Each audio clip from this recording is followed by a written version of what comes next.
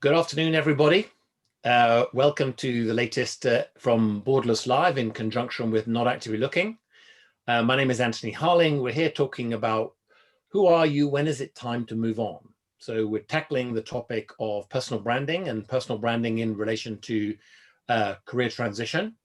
Thank you very much for joining us. What we're going to do today is I'll give a brief introduction to myself and to Not Actively Looking. And I'll ask my two fellow panelists here, Cremer and Renu Hanegreefs-Snehi. I'll ask them to introduce themselves as well. Then we're going to ask a number of questions. During the session, if you'd like to comment or if you'd like to ask us any questions, please use the Q&A function at the bottom of your screen. If you type in your question there, then we'll be able to read your question, and as moderator, I'll try and direct that at the most appropriate person. And anyway, we hope you enjoy the session. What we're going to do at the end is we're going to send you a link so you can find out a little bit more about Borderless Executive Search and a bit more about Not Actively Looking. So just very briefly in terms of myself and our background. So I'm a founder, director of Not Actively Looking. Not Actively Looking is a career management platform for senior executives. So really we do two things. One is we run a number of events like this on behalf of various executives covering different topics related to career management. And today we're working with Borderless Live. The other thing we do is we allow executives to store their confidential information and share that on a selective basis with a number of top-level executive search firms such as Borderless. So we have over 200 affiliated firms on our platform. If you'd like to find out more about Not Actively Looking, you'll find that on the link that we're going to send you at the end of the session. So very briefly to myself, I have a background in executive search. I've been in the industry for 30 years. I spent 13 years with Heidrick & Struggles, one of the big international companies. And during that time, I calculated that I've done about 15 to 20,000 executive interviews. And today I'm a founder and director of Not Actively Looking. So if you want to get in touch with me or connect, you can do so via LinkedIn. Happy to connect with people. So without further ado, let me introduce my colleagues. Cremer. Els, would you like to tell us a little bit about yourself and what you do at Borderless? Thank you, Anthony. And for all of you who joined us today, a warm welcome. My name is Els Cremer. I'm the co-founder of Borderless Executive Search. And Borderless Executive Search is a global executive search and leadership consulting firm. We primarily deal with clients who are in the chemical value chain, in life sciences and food and drinks. As to myself, my background prior to founding Borderless Executive Search lies in the chemical industry, where I held roles in HR and in business management. Super, thank you very much. Renu, please tell us a little bit about your background, which is a bit different from ours. Good afternoon, everyone, and thank you for the opportunity to be here. My name is Renu Hanegreefs-Snehi. I have spent close to 2 decades of my life with SAS, Carlson, and Radisson Hotel Group, primarily luxury lifestyle segment, working on brand creation, brand launches, go-to-market strategies, with having CEO reputation at the core of everything that we did in the business, establishing it as a responsible business. So some of my recognizable work, as you may have heard of it, is creating the Radisson Blue and taking it to the market. Radisson Red is one of my babies. So I'm very, very privileged to be here today, but also to have joined Borderless team literally a month ago, to expand my work in executive reputation, CEO branding, working with key decision makers of our businesses to make an impact on the society. Thank you for the opportunity to be here. Super, thank you very much, Renu. Okay, what I'm going to do now is I'm going to stop sharing the slides and have an opportunity now to talk a little bit about what we're doing. So if you'd like to put it on gallery view, then you can see all of the speakers here today. So the first question, which I want to really address to both of you, I guess I'll start with you, Renu. What is a personal brand? What do we mean by personal brand? So, Anthony, there's a lot of conversations already on personal branding, and everybody has their own interpretation of it. For me, it's it's our ability and courage as a leader to make an impact on people. In my experience of working in hospitality and lifestyle sector, I've been privileged enough to work with some great leaders who have used personal branding as their moral compass to define, the kind of leadership they want to establish, the kind of leadership and culture they want to create in the companies, and it has followed them quite possibly unconsciously because they were very aware of it. Now, that moral compass needs to start at a very early stage in your career when you start to define or frame or mold your personal brand. In many conversations I have with Els, I always say personal brand isn't something tangible. It's deep rooted in who you are, how you lead, and how you make your people feel. And people are not just your employees, but everybody that you come in contact with. So it's essentially about your capability of making an impact and making a mark. At the end of the day, it's all about how you tell your story, right? Everybody has a story, I believe. It's their ability and also their confidence to be able to step out of it and be part of a public debate. And once again, I come back to the courage and the confidence, but also the deep-rooted DNA of, am I able to walk the talk and defend what I stand for? The kind of work that I'm doing with Borderless is a good reflection of how we see personal branding helping chief executive officer, who I personally believe isn't just about, today, leaders are not just supposed to do their job. They're supposed to stand for something bigger than that, especially when you're in a top job like chief executive officer. In more times than one, I often call the CEO a chief elevation officer. They need to elevate the business, they need to elevate their people, and they need to elevate the society. So there's a lot of responsibility. And I think the role and the picture that we call a CEO is changing because there is a lot more expectations from the society. That's where personal branding, or let's call it reputation, plays a very, very important role in how you shape your career and be in control of it. So to maybe summarize, it's about managing perceptions, because we know perceptions are reality, especially when you're going through a career transition, especially an executive transition. Most of the time, once again, coming back to the new leadership, the new ways of working, the new norms, the sort of societal transformation we are going through, people are looking for different kind of skill sets. It's easy to find candidates who fit the profile of doing the job, but what gives you that extra edge, which will make you stand out of the crowd? It's, in a nutshell, a brand reputation or an executive reputation for me is managing people, managing perceptions, processes, but also managing the person, managing yourself, what you stand for, what you believe in. Is your messaging consistent? Do you wake up in the morning, look at yourself and you say, I'm on the right track? That's what essentially it is. Super. Okay. Else, I think Jeff Bezos famously said that your personal brand is what people say about you when you're not in the room. And I think for executives that you and I meet in the course of our executive search work, that's obviously very true. How do you see personal branding when it relates to the executive careers? Well, if you look at personal branding and really look at why it is important or why it should be important, it is, as Renu said, it tells a story, and it tells, as an executive, it tells your unique story, what makes you different. It's a little bit your USP, what makes you stand out from the crowd. If you look at the times we live in, everything becomes very transparent. We live in a digitized world, and I think the current crisis that we're living through is only going to make that more visible and more transparent. So leadership, good and bad, is becoming extremely visible. A personal brand is actually a vehicle for telling your story. It's a vehicle that tells your story. I don't think there is a personal brand without authenticity. For me, it's a key word, authentic. It's not about creating a nice image for yourself, smoke and mirrors. It has to relate to who you are, what you stand for, what are your values. And of course, over time, there's an evolution in that. When you're 50, you're not the same person, hopefully, than when you were 20. I mean, the core will be there, but we go through a lot of evolution and we see different situations.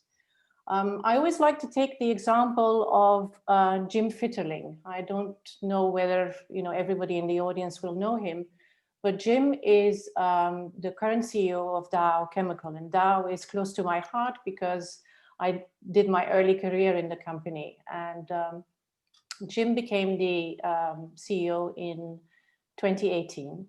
But before he became CEO, when he was rising in the ranks of Dow, in 2014, he used the National Coming Out Day in the US to make public, very public, that he was gay.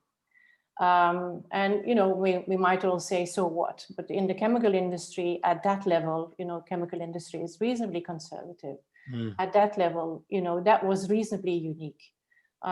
He has created that personal story that is extremely authentic because it's linked to who he is. And he's expanded from there. And he's driving the message, not only the message, but also the action of diversity and inclusion and equality. Yeah.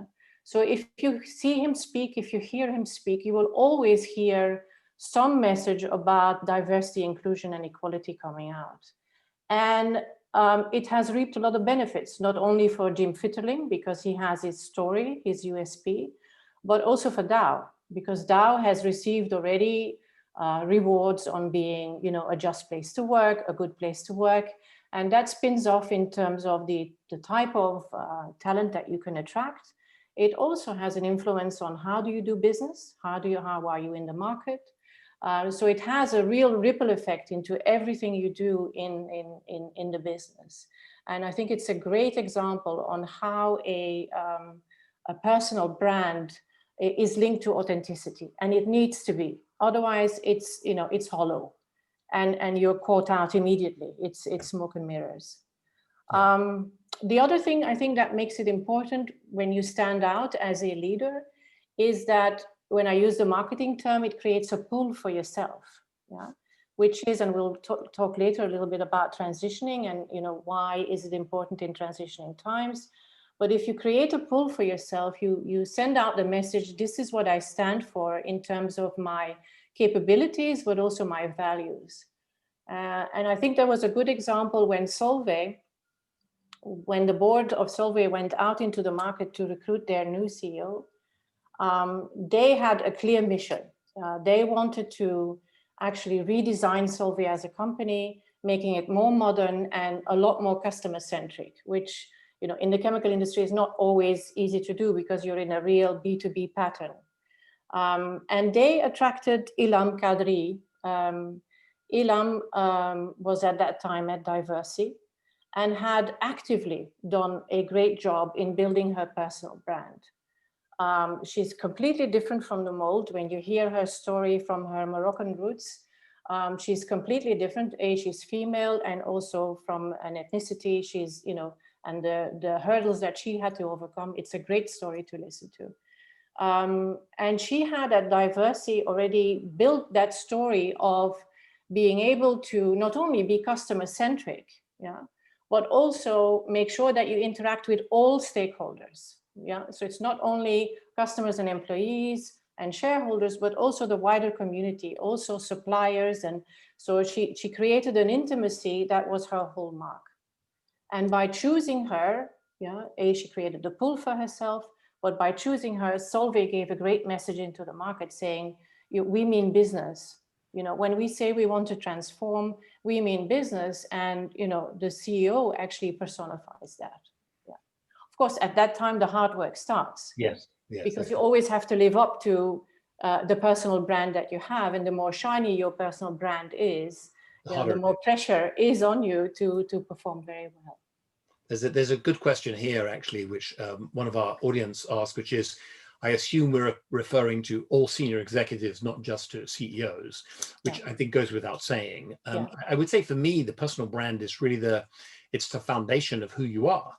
And I think the personal brand starts really at quite an early stage. Yes. And the earlier in your career that you can start to develop consciousness around your personal brand, the better, because that's going to help you direct your career in a certain way.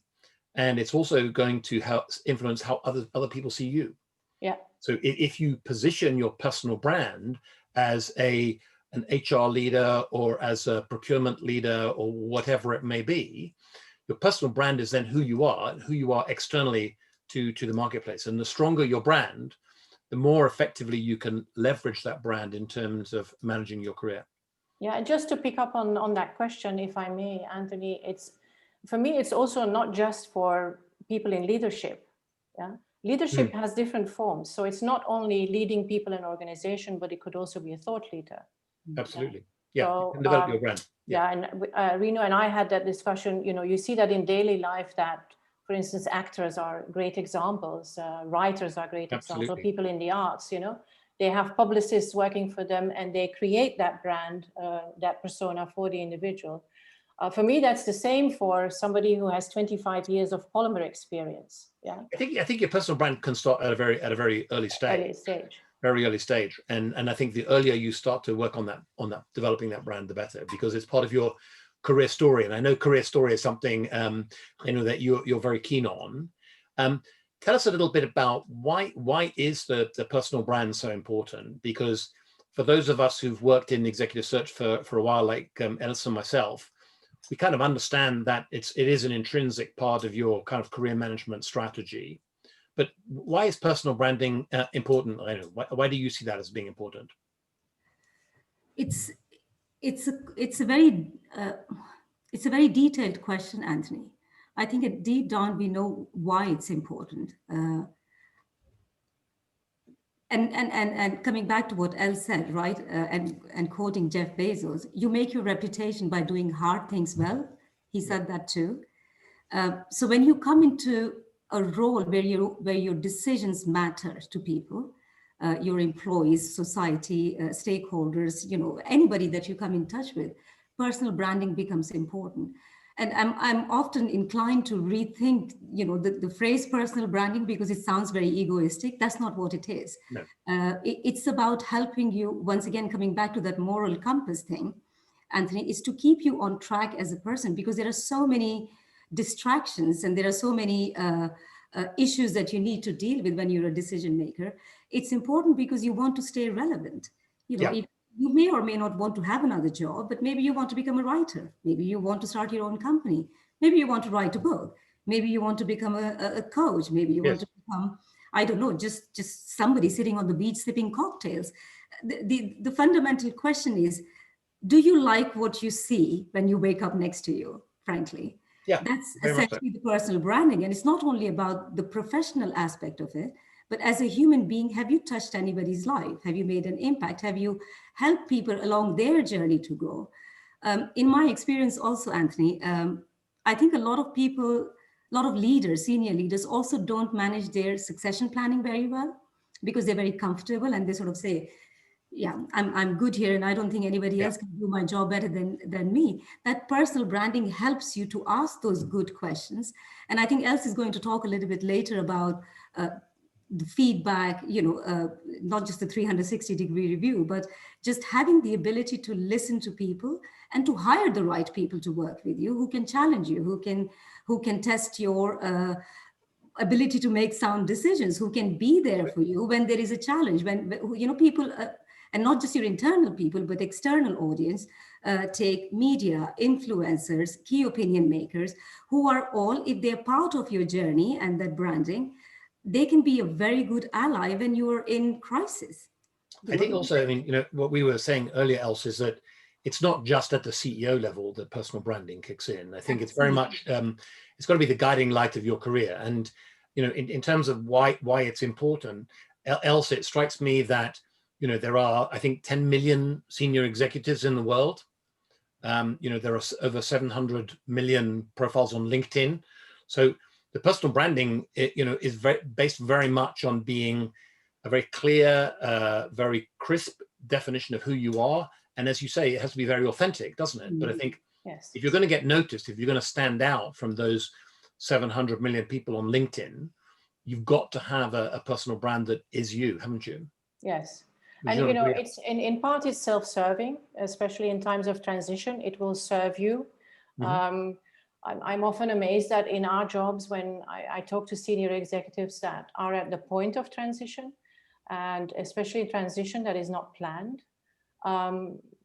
a lot of them are helpless, and I can't coin another term than that, because their focus has been on the job, in the company, is often inward looking, and they are no longer in the habit of, how do I look for a next opportunity? What is my next opportunity? And if they're at the age range where there is a next CEO job or a next high level profile job there for them, they're often quite helpless. You know, it ties into a little bit to when do you start with a personal brand? That's a great, because it's a great question, I think, and one Yes. of our audience is asking about, you know, how do I go about building my personal brand?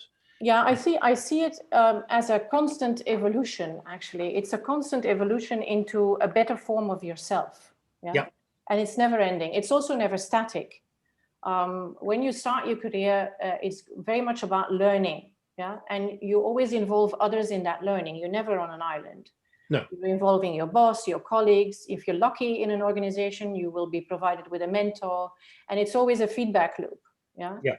And feedback is what it will be for the rest of your life. When you go a little bit further down the line in your career, it's about applying and starting to manage. And also there you will look for feedback. I mean, companies have things like 360-degree feedback. Feedback is very, very valuable in making sure that you fine-tune that personal brand and let it evolve. Yeah, nobody is, as said at the beginning, nobody is the same at 50 as at 25. And then later on in your career, it's all about leading and envisioning. Yeah, it's vision. And I think how you establish it and who do you use over that transitioning in your career is what makes the difference. At the beginning, you will rely on the people around you. As you create more impact, not only on the company, but on the wider ecosystem where your company operates in, you will rely on different types of professional advice. I think there's a lot of different ways in which people can build their personal brand. And of course, it depends what function you're in. It depends at what level you're operating. But the personal brand often starts very, very early on. Mm-hmm. And it seems to me that, Renu, one of the first things is you need to be aware of your personal brand.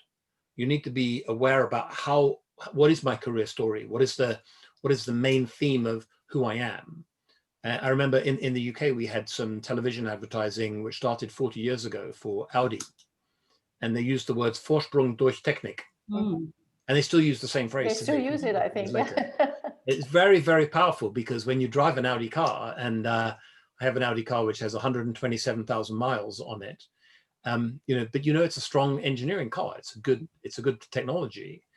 So I think it's kind of like, in terms of how you develop your personal brand, what kind of advice can we give people about how do they develop that brand? I know for me, the first thing is you need to sort of be aware of what is your personal brand, because you've got to get that impartial feedback from other people that will help you to understand your own brand clearly. Yeah. Anthony, the personal brand, and Els has said it quite rightly, it's not a status quo. It's not a given state or a stamp that you put on yourself, I stand for that. No. It's part of your evolution as a professional, but also as a person. And I think that feedback loop is so critical.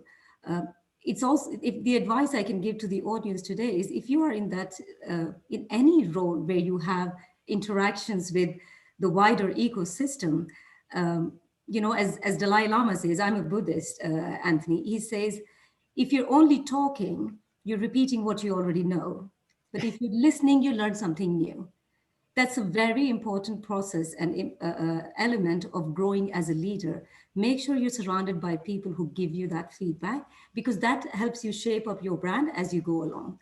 And that ecosystem of feedback doesn't necessarily all have to come from the internal people, or, you know, people who agree with you. Find some detractors in your ecosystem. Find people who have a tendency to disagree with you, who don't like what they see, frankly, Anthony. These are the people who can be a good catalyst to you to say, this is something I really need to, you may disagree with that person, but it's something that you will think about and say, that's something I really need to see. I'm very good at doing my job, but how do I make people feel, right?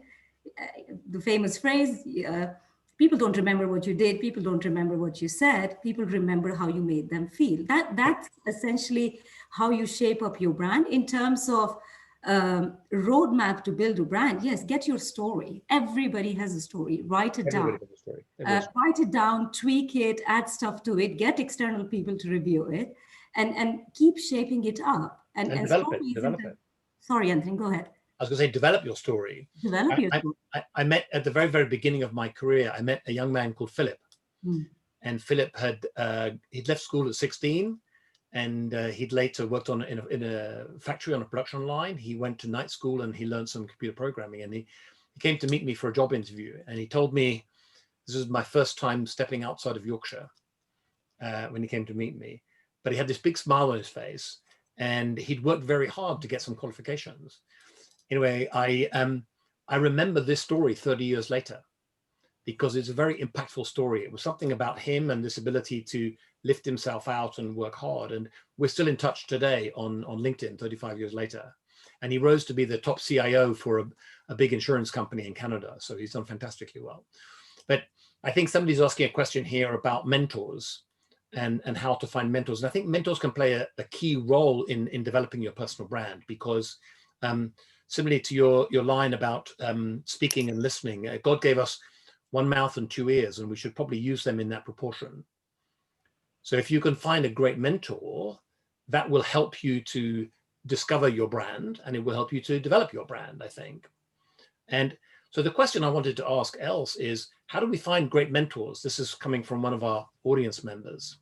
My own observation is that, great mentors don't put themselves forward. You have to go and find them, but that they do stand out. Els, do you have any thoughts about how people can find great mentors? Yeah, I mean, from my background in the chemical world, I've seen a lot of programs that kind of insisted of matching people with mentors, and I've seen it. Unfortunately, I've seen it fail more than I've seen it work. Because of the forced nature of it. I think it, as you rightfully say, it has to come from yourself.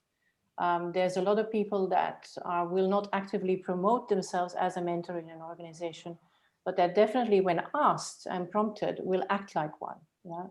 And I think, coming back to what was said earlier, as you progress through your career, you will have the time and sometimes also the budget to make that more professional, to reach out to professionals, to coaches who can help you overcome some of the hurdles that you face in order to develop as a person and as a professional.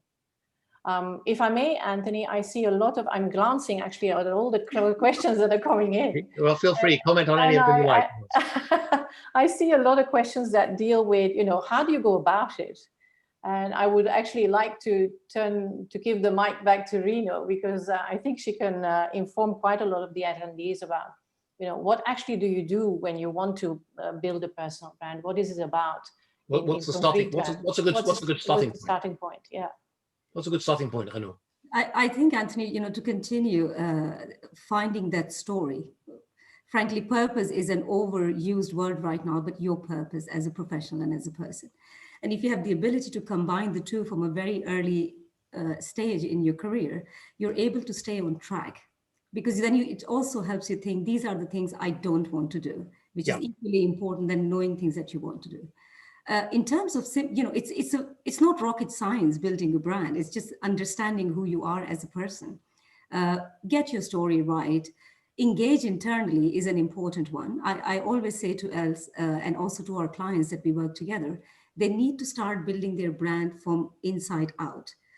When they're in a role, in a position, it's important that internally people understand who you are and what you're trying to do.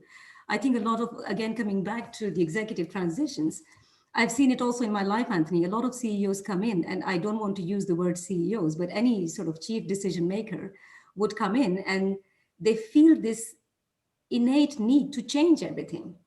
Yes. Because they want to make their mark. I mean, that's not necessary.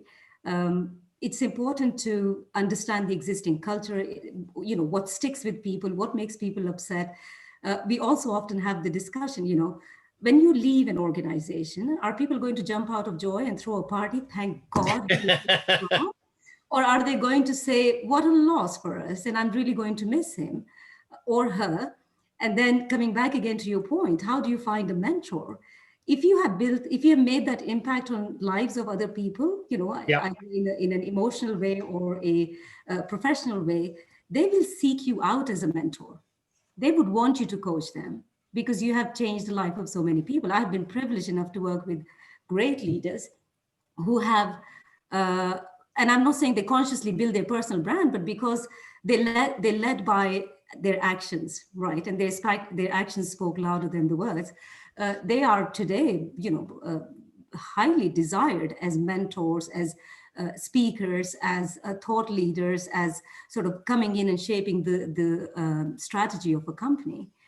That's where you start. Get the internal buy-in, and then, of course, the more sophisticated phase probably is the external visibility or the external profiling, which is when we start to do some serious work with media, with key opinion leaders, with thought leadership platforms like Fortune magazine, Forbes magazine, Financial Times, Harvard Business Review. Then it becomes a bit more sophisticated. And Yeah. coming back to Else's point, that's when you not need to sort of allocate. That's when you need to take it seriously, probably, and you get experts like me to help you out, or you get experts within your team who can help you out. Yeah. Yeah. Your communications department is highly skilled to do this. All you have to do is ask and integrate it into. This doesn't need to be a standalone activity, Anthony. It needs to be embedded into the holistic reputation strategy of the entire company and the brand. You took the example of Audi. Go back and take the example of Volvo. Yeah. Volvo was one of those, sort of being phased out and not attractive and just losing the battle. They had just come in and reinvented themselves and positioned themselves as a company which stands for one thing and one thing only, that's safety. Yeah. Yeah, that's very powerful. I think the the point about the personal brand, I think there's two things which are linked here, which is one is why is it important, and the other is how you develop it. And I think for us in the executive search world, we meet so many people. We meet so many people. If I've met somewhere between 15,000 and 20,000 people, why do I remember Philip Armstrong? Well, why is it important? Why is it important? Because the next time I'm looking for someone like that, I'm going to call you. And it's really important. So because what we do in our job, Else, is we call people, don't we? And I will call you, Else, and I'll say, Else, do you know somebody who could do this job? Do you know somebody Yes. who looks and feels like this? And you would say, oh, Anthony, I've got a great person for you. This lady here, she's fantastic. And that's because the brand has left an impression on you. And that's, I think, why it's important. And I think the first step for me in brand building is all about understand what people see in you. Yeah, absolutely. But I would hate the audience to think that this is all about charisma. No. Because you have people who are born with a natural charisma and who don't need, too many professionals around them to create that personal brand. For me, it's really a connection with authenticity. Yeah. And boring, I'm now using a judgment, can be authentic too, as long as there is a message in it. Yeah. Why? Boring can be a judgment for stability, for instance, for being grounded, for doing the right things at the right time. Yeah. So it has nothing to do, I think, not necessarily something to do with charisma. It's authenticity, and it's also consistency. Yeah. Those for me are two key factors in what it takes to create a personal brand. And so in terms of how we begin with personal branding, Renu, at what stage, because I think it's something people are not really sure, is it just a CEO level, or should I start building my personal brand when I'm in my 20s or my 30s? I guess it doesn't really matter, does it? If you're open and you're listening and you're talking to people, then you start to develop your brand. I think the simplest question to ask, Anthony, is by actively building your brand and being visible, are you helping the business you're in? Yeah. Are you helping the people you're leading? And are you helping your own career planning? If you're serious about your career planning, I think you will see the value in it. I also often see, Anthony, a lot of executives, let's not call them CEO, but leaders, they they're active here. They will say something on LinkedIn. Then they have this odd off post or a video which shows up on YouTube. And then they have a memo which is going out. That's not personal branding strategy. That's just a tactical communication activity. And I come back to that strategic narrative, and you can do that work for yourself, all of the sort of people on the audience. Start with yourself to ask that simple question. Is my narrative, what I share, how I share it, where I speak, how I speak, how often I speak, is it helping the business that I'm leading? Everybody who's working for a company or is in a job is responsible for driving the business. It's not just the chief executive officer. No. So if you're helping build that reputation of the brand, you can start as simple as just endorsing what the company is doing. You know, expressing your pride, expressing your support, and expressing, you know, how you're contributing to it. It really is, coming back to Else's point, authenticity. It needs to be you. And that's the hardest part of being a professional like me. You need to create a brand that's truly about the person, and it's not just some imposter that we are creating or a character. And you know, it's basic things really. Continuity, consistency, and clarity is important. What are you communicating, and will it have an impact on your audience? Or are you just randomly sharing posts for the sake of doing it? I mean, have a purpose behind it. As long as you understand that, and I think, again, like everything else, Anthony, you get perfect at it by practicing. So the more you do it, the more you feel comfortable with it, the more you see people are engaging with your conversation. What you cannot do is just one-offs here and there. No. Commit to it, you have to stay committed to it. Yeah.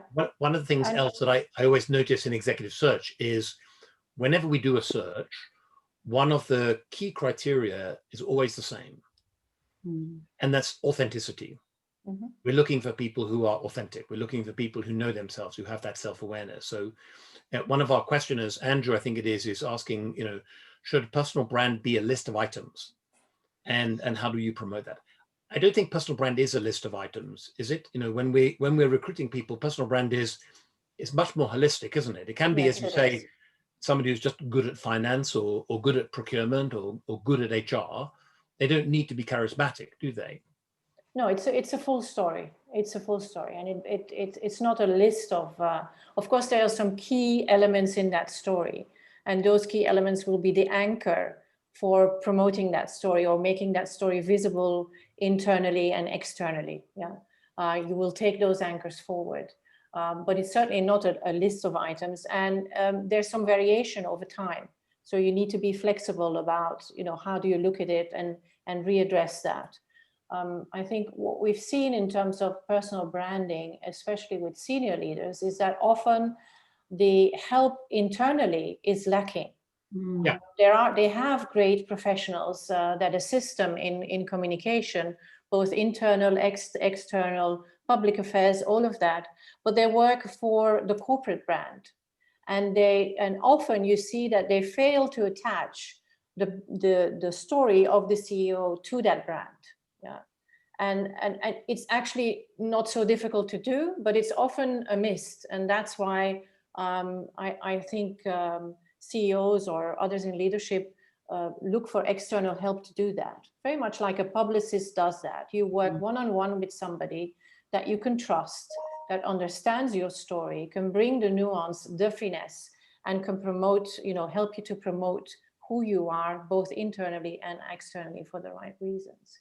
At the end, always for business success, you know, not for personal glory. If it's only for personal glory, you're going down the slippery slope of, and you end up in arrogance and, you know, that kind of arena, which will not pay dividends for you. It is about managing your career, because I think at the end of the day, you know, if you are proactive in managing your career, then at least somebody's doing it, because the reality is if you don't manage your career yourself, nobody's going to do it for you. No, absolutely. It's being in control of your career that is important. And this can be a vehicle that helps you to do that. It's got a fundamental, I think, isn't it, Else, in terms of how you build your career is based on having a really solid understanding of who you are and how other people see you. What about this, the idea of the word legacy? We talked a bit beforehand about the word legacy and that, you know, being talked about in leadership, but actually legacy can apply to people at any level in the organization, can't it? you see, else that legacy is a really key part of the personal brand and how people develop that reputation? Yeah, it definitely is. I'm going to throw it back to Renu because I know she has a lot to say about legacy. We had, while preparing for this session, Anthony, we had a very interesting conversation with one of our clients. And if I can just quote this person, when we talked about legacy, this person said, "Yeah, but I don't have any children. Why?" I said, well, it's not. I genuinely believe, Anthony, that your story can impact somebody's life. Yes. A good story. Also, if it's a really bad story, because it can impact the life of a person in a very meaningful and spiritual way, to say, I never want to be like that. Yep. Never. Yeah. Especially when you are in a prominent public role of representing a business or a promise or a brand. You have this privileged position to be able to influence the lives of young people, people who wouldn't otherwise have the courage, people who have inferiority complexes, people who wouldn't stand up or have the courage to sort of say, yeah, I can dream about that next level in my life. I mean, I've had that session also a lot of times with women who don't tend to, not all of them, the world is changing, so I want to be careful what I say, but who don't dare to dream big. Because they're like, I'm happy here. I don't like what I see there. I'm just going to stay in. So it's legacy for me is once again coming back to what will you be when you are not a leader? When it's all over, what will you be? When you walk out of the room, what will people say about you? Now, you may say, I don't care, I'm retired. I'm just going to sip cocktails on the beach or I don't know, do gardening. It does matter. It does matter. Still, people will come up to you and say, you've had such a high-flying career. Else is a very good example. People come to her for advice. There is a reason I have chosen to work with Borderless. Yes. Out of my, sort of choice of different companies, is because there is this legacy that both Andrew and Else have built of working with leaders who have a personal purpose. So I think more and more people are making that the new workforce is making conscious choices about how they want to work, but also who they want to work for, Anthony. Yeah. And when the question comes back to who, personal branding becomes really important. Your legacy becomes really important. Once the crown is off, who will you be, right? Exactly. Will people call you and say, what can I do for you? I guess we all have great memories of some fantastic colleagues which we worked with in the past. Not necessarily the leaders of those organizations, but some fantastic colleagues that we worked with in the past. Absolutely. And you never forget them. You never forget them. And, if I go back to the example that I shared about Jim and Ilham, I think they're creating their own legacy. And if it's done with business success as a result, that will tell their story. They will be at a point where they don't need to tell it themselves anymore. Their legacy and people around them who know what they stood for will tell their story. There's another very good question here from one of our listeners here, who's asking about, rather than just asking people about what they see of me, how can he understand properly check what his personal brand is without being affected by his own preconceptions? Renu, do you want to try and answer that? That's a very interesting question, a rather intertwined question. It seems to me that's part of sort of the function of people like you, Renu, which is that, yes, when we work with executives and we help them, we go through a process and we help them really understand the personal branding issues. I think that, again, coming back to the feedback loop, having that ecosystem of people who can give you that continuous feedback, not on your annual reviews and everything, but who can just continuously give you that feedback of what you're doing good, what you're not doing, not doing good, but what can you improve? And, I think that's where coaches and mentors can play an incredibly important part in your career development, because they're on the journey with you. They keep flagging, points of improvement. I call it if I can use the analogy of one of my former bosses, he was a mountaineer. And, he often talked about the base camp. He says, you need to lay the foundations on the base camp and then start to plan your journey and celebrate each summit, but make sure that you have checkpoints on each summit. Yeah. Right? Yeah, very good point. See, Very are good. you going upwards, or are you going to a completely different mountain? It's incredibly important. But the bottom line is that you know, there are external coaches like yourself that people can work with, aren't there, who can do that. Yes, There's a question here from Paul, and it's one I want to direct to you, Els. As you interview senior executives, do you recognize personal brand very quickly? And what are the characteristics of a strong brand when you recognize early in the process? Yeah, we work. I mean, we don't always work with people who have a high public profile. You know, we work with a whole variety of people. But so personal brand is not always visible as such, but what is visible is what it connects to. So the authenticity and the consistency. Yeah. And that is very easy to judge in interviews. It's very easy to recognize in interviews. Because the stories they will tell of what they have done, but more importantly about how they've done things, there will be a line of consistency and authenticity. And everybody's different, so there's no really right or wrong. Of course, there are boundaries to, you know, how to do things, but it's what makes you unique in how you've done it, and the story that you can tell about that, in terms of actually what have you achieved. Yeah. What was the situation, how did I approach the situation, and what was the result? If you can talk in a meaningful way and there's good consistency and reflection, constant reflection on who am I, how am I doing things, how can I improve, people who are open to that and are open to new challenges for that same reason, they are very, very easy to pick out from the crowd, very easy to do. I mean, I think you know, what I come across is, you know, when I'm doing these interviews, I do find people who've got very strong personal brand, and the strong personal brand for me is a bit like the Audi brand. It's very clear, it's very crisp, and it's very distinctive. Yeah. So I can describe it very quickly. So I met somebody called Justin Penny. He's a procurement leader, operations leader in industrial B2B. And he has a track record of fixing operations and then turning companies around so that they can progress. And he's got a very clear brand because you can see the track record of what he's done. It's a very clear theme of how he's done it. And he's very, as you say, it's very authentic and very consistent. So I think that authenticity and consistency are kind of the key words that you've identified there, Els. Yeah, and it's not about ego, by the way. I see a lot of personal ego, you know, and a lot of big egos, but that's very, very different from having a personal brand. Yeah? The two are very different from each other. Yeah, and I think personal brand and big ego, I mean, that's not a good brand. A big ego is not a good brand to have, is it?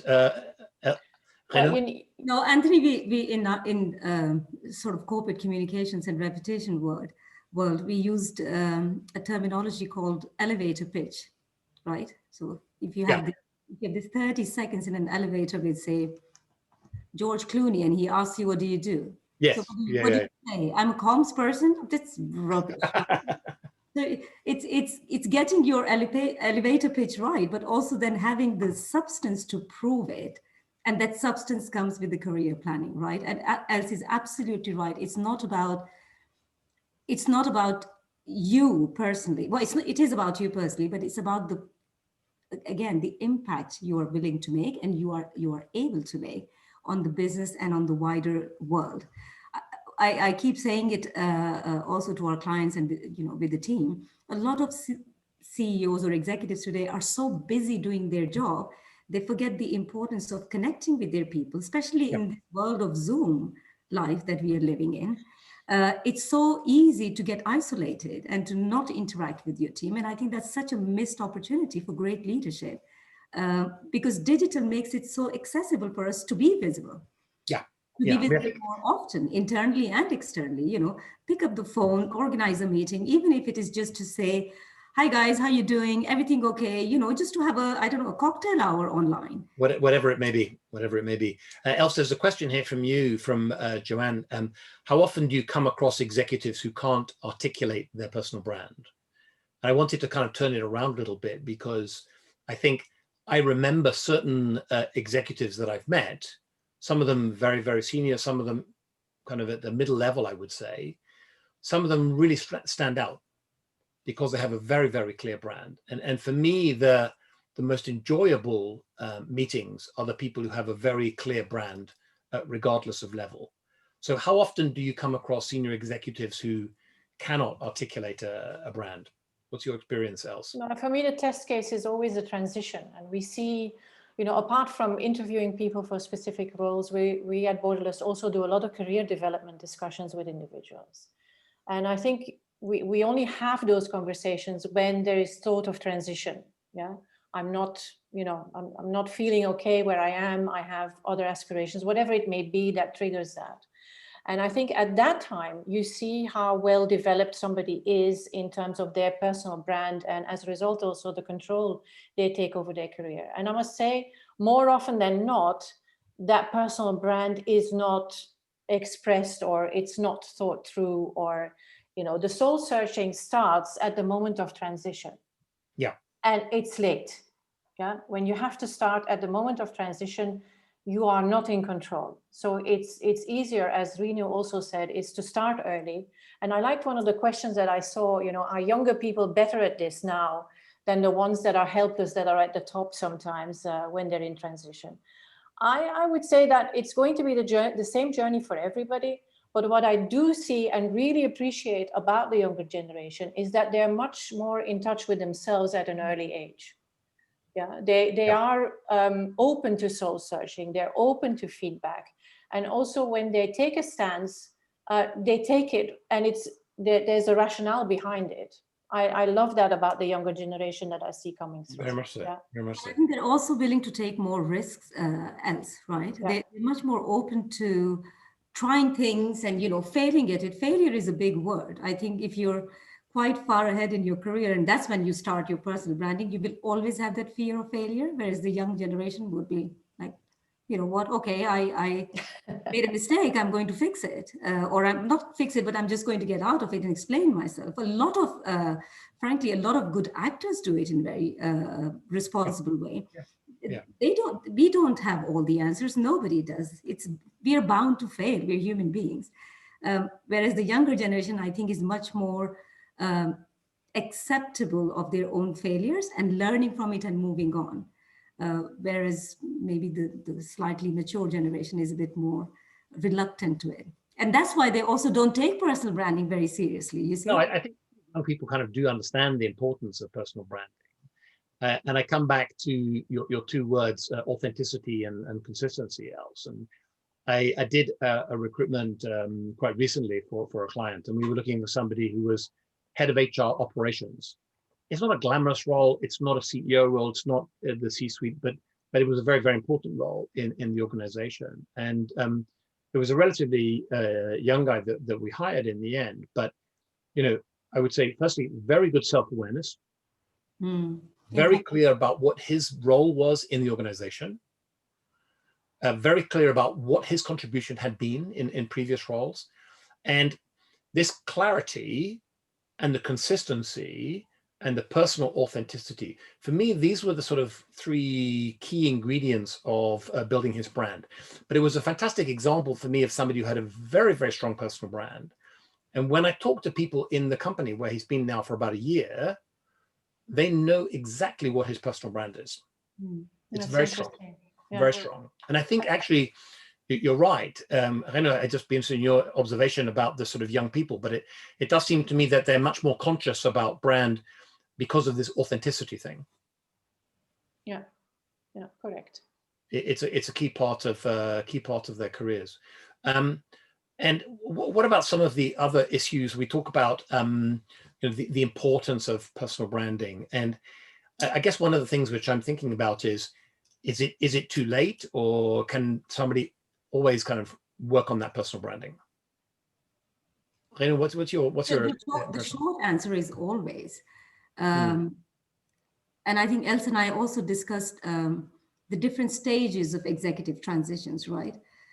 If I can, ask yourself the question, if you come to that stage in your life or in your career where you say, should I jump or will I be pushed, right? If you're at that critical junction of saying, I need to do something, or I need to make this fundamental choice of my next step, Yeah. That's when your personal brand becomes really, really important, because you don't, and especially in sort of looking for a new job or even starting out a new business, uh, it's incredibly important that you have a good foundation to start with. Yeah. How intense do you want to build it? You know, again, coming back to media relations, thought pieces, being visible, speaking at panels, we haven't talked a lot about the non-executive director roles. Anthony, I know you do a lot of work there too. A lot of the executives that Else and I have worked with today are also looking for that non-executive director's transition or path, because they're very happy with what they do. They have reached a certain seniority, but then they say, I can guarantee you, Anthony, 90% of those executives are saying, what's next? Yeah. And that's not a new job. That's not a higher job. That's not a higher pay. They're really looking for, like, how can I make an impact? So it's never too late to start. But it's important to be in touch with yourself. And you use the word self-awareness. Again, being a Buddhist, it's an important word to remember as a professional. Being conscious of your actions and being conscious of the impact you have on the bigger ecosystem and the people. I'm conscious of the time, and I want to just bring in a couple of questions which were asked by our audience. One is from Rosalie here. Is personal branding a proactive vehicle for career succession planning? I want to word it slightly differently, Renu, and address it to you. How important is personal branding in terms of proactive career management? It's absolutely essential. It's a critical element of it. In case, I think, in fact, the two of them could be assumed as almost synonymous to each other. If you're in control of your narrative and your planning and where you want to, not everybody's there. I mean, when I started out, Anthony, I had no clue I would be talking to the audience today. I was born and raised in India. But, you know, it's a matter of, again, being consistent, but also change with time. Stay relevant. That's important. Staying relevant to what's happening in the world, being connected, having a point of view, but also taking actions to prove that point of view. It's not fluff, smoke, and mirror, as Elle says. You need to back your branding. So yes, it is incredibly important that it's not just all pretty picture and a nice billboard, but underneath it, there's just two sticks. There's nothing else. It needs to be foundational. There needs to be evidence behind it. Elsa, one here for you. How should executives manage the mismatch between personal brand and the corporate brand? Ooh, I'm going to kind of give you a quick response. My response, Els, but I really want to ask you, but my response is, if there's a conflict between your personal brand and your corporate brand, you need to do something urgently. Yes. Yeah. If it's that visible, you're obviously not in the right seat.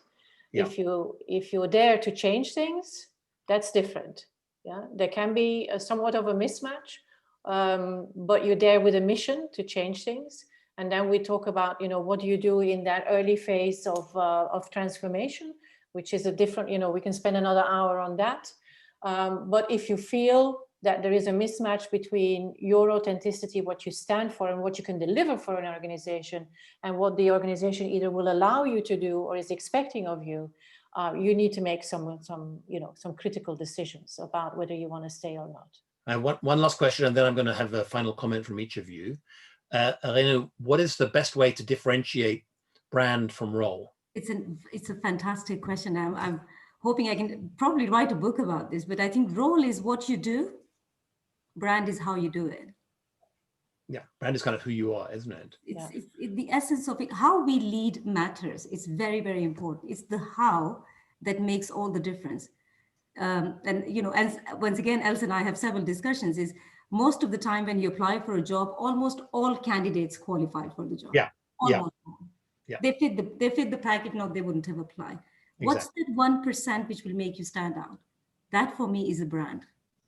I want to just do it for Nike, Vorsprung to technique for Audi. It's all of that. It's the how. How you do it.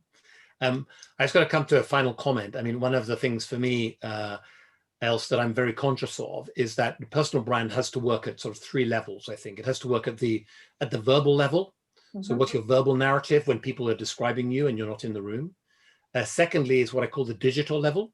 Mm-hmm. If you type your name into a search engine, what comes up? And does that reinforce your verbal narrative? Yeah.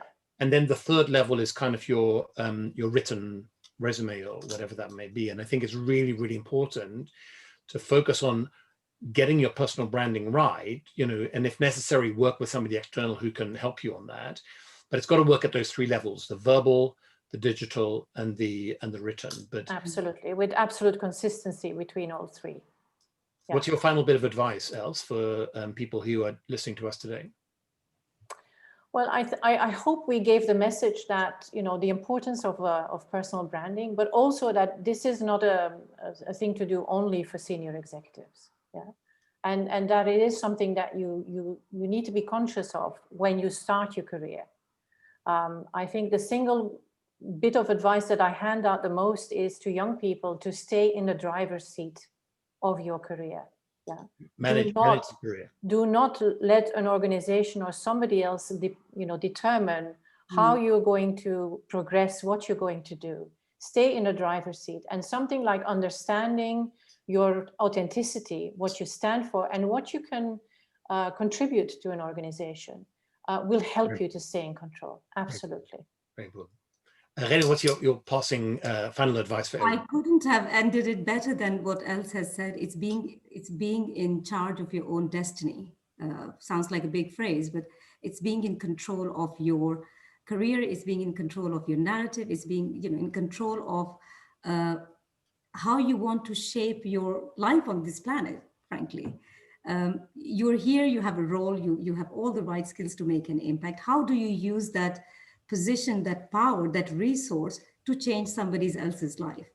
That's what it matters. I mean, everybody can do a job. Anybody can be a great leader in times of happy times. It's how you lead in times of crisis. That's important. That's what makes you memorable and sort of become a legend. And that's where I think personal branding, once again, I want to say it's not a thesis or a billboard that we hang. It's the fundamental personal work that we do with people, with leaders, aspiring leaders, existing leaders, to say, how do you make an impact? What do you stand for? Absolutely. And again, when you wake up in the morning, look at yourself in the mirror. Do you like what you see? It's as simple as that. Super. Ladies, listen, thank you both very much indeed. I've learned a lot, and I'm sure that some of the comments here reflect that other people have also enjoyed that. So what we're going to do afterwards is we'll send out a link if you want to find out a little bit more about Renu and a bit about Els and what we do at Not Actively Looking. We'll send out a link, and you'll have access to the slides and also to a recording of the event. But just remains me to thank you both. Els, thank you. Thank Renu. you. Thank you. And please follow Borderless Live. There's lots of great events for you to join in and benefit from. Thank you very much indeed, everybody. Super. Bye for now. Bye, everybody. Bye-bye. Bye, everyone. Thank you for joining. Bye.